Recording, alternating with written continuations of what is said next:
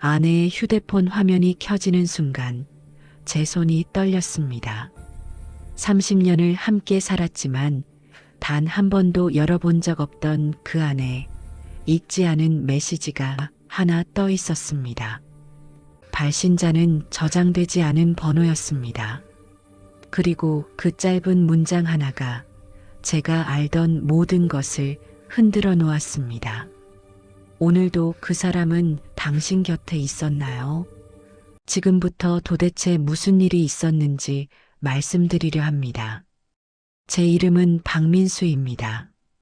올해 65입니다. 아내 은주와는 35에 결혼했습니다. 딱 30년을 함께 살았습니다. 아들 하나, 딸 하나를 낳아 키우며 평범하게 살아왔습니다. 평범하다는 게 뭔지 아십니까? 크게 싸운 적도 없고 그렇다고 매일 사랑한다 말한 것도 아닙니다.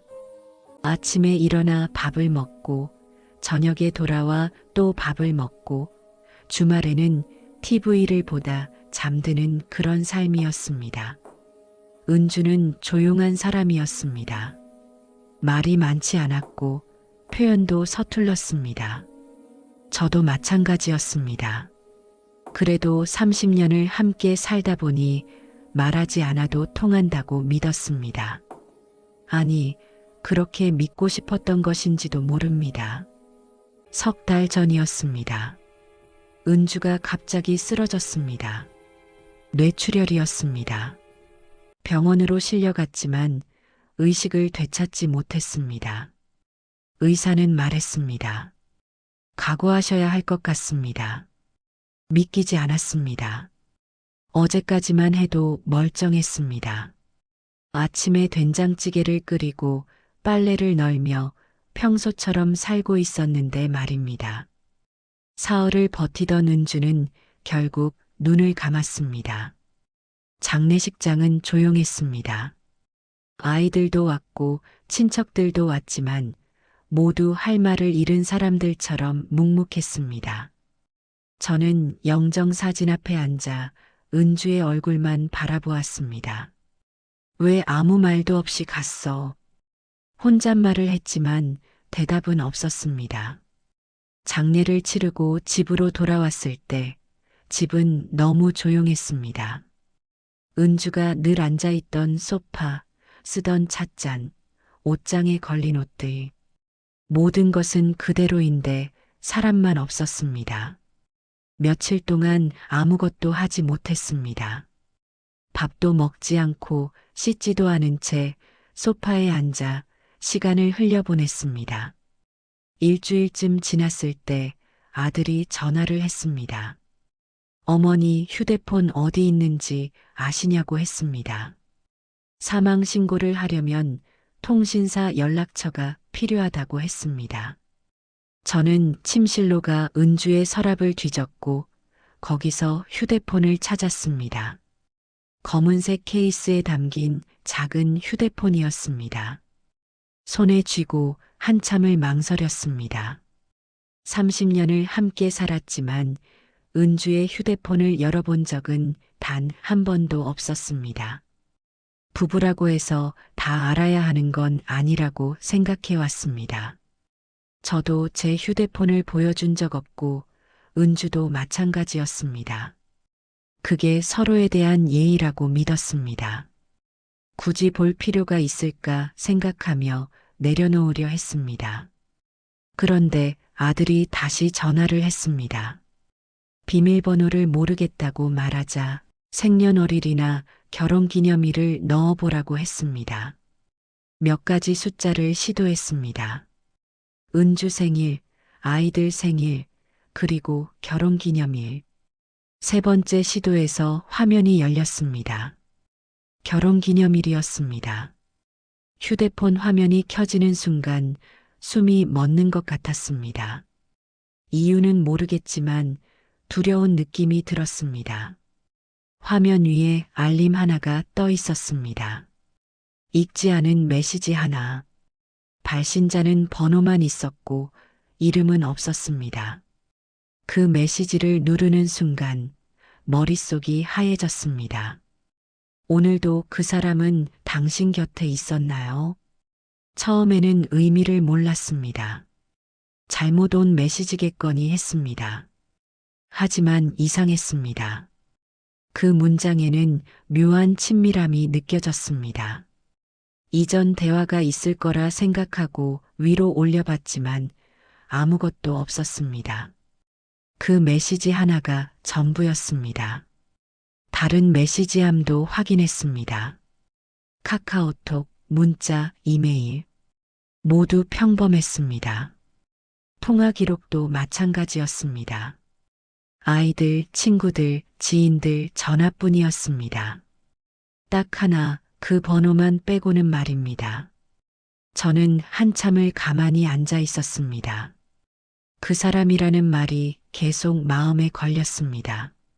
설마 말도 안 된다고 스스로를 다독였습니다. 30년을 함께 산 아내인데 모를 리 없다고 믿고 싶었습니다. 하지만 이상하게도 기억들이 하나둘 떠올랐습니다. 은주가 가끔 늦게 들어오던 날들, 친구를 만났다고만 말하던 대답들, 저는 더 묻지 않았습니다. 그게 부부 사이의 존중이라 생각했기 때문입니다. 다음 날 그 번호로 전화를 걸었습니다. 받지 않았습니다. 다시 걸어도 마찬가지였습니다. 사흘 동안 하루에도 몇 번씩 전화를 했지만 연결되지 않았습니다. 그러던 어느 날 저녁 전화가 걸려왔습니다. 그 번호였습니다. 받는 순간 여자 목소리가 들렸습니다. 은주 씨 남편분이시냐고 묻는 목소리였습니다. 자신을 은주의 고등학교 동창이라고 소개했습니다. 이름은 최미란이라고 했습니다. 제가 아내가 세상을 떠났다고 말하자 전화기 너머에서 한동안 말이 없었습니다. 그리고 조심스럽게 물었습니다. 왜 그런 메시지를 보냈느냐고요. 잠시 침묵이 흐른 뒤 그녀는 말했습니다. 그 메시지에서 말한 그 사람은 외도나 다른 사람이 아니라 우울증이라고 했습니다. 은주는 5년 전부터 우울증 치료를 받고 있었다고 했습니다. 집에서는 아무렇지 않은 척해야 해서 저에게 말하지 않았다고 했습니다. 그 메시지는 괜찮냐고 묻는 대신 돌려서 안부를 묻는 방식이었다고 했습니다. 그동안의 메시지는 제가 볼까봐 은주가 지웠을 거라고 했습니다. 그제야 모든 것이 무너졌습니다. 5년 동안 은주는 혼자 병과 싸우고 있었습니다. 저는 아무것도 몰랐습니다. 아니, 보려고 하지 않았던 것인지도 모릅니다. 서랍에서 작은 수첩을 발견했습니다. 병원 진료 기록이 빼곡히 적혀 있었습니다. 마지막 기록에는 이렇게 적혀 있었습니다. 상태 호전 중. 하지만 여전히 힘들다. 병원을 찾아갔고 의사는 말했습니다. 가족의 지지가 있었다면 더 빨리 회복했을 거라고요. 공원 벤치에 앉아 하늘을 보며 혼잣말을 했습니다. 왜 나한테 말하지 않았냐고.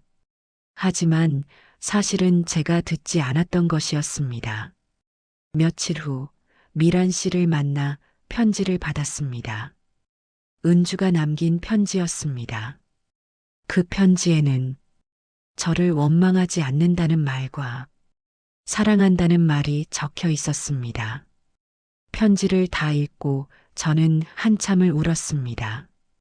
마지막으로 은주의 휴대폰을 켜고 그 메시지를 다시 읽었습니다. 오늘도 그 사람은 당신 곁에 있었나요? 이제야 그 문장이 다르게 보였습니다. 배신도 외도도 아니었습니다. 그저 조용한 위로였습니다. 30년을 함께 살았지만 저는 은주의 마음을 알지 못했습니다. 혹시 당신 곁에 있는 사람의 마음을 정말 알고 계신가요? 웃고 있다고 해서 괜찮은 걸까요? 괜찮다고 말한다고 정말 괜찮은 걸까요? 너무 늦기 전에 물어보세요. 오늘 당신은 괜찮았나요? 그 한마디면 충분합니다.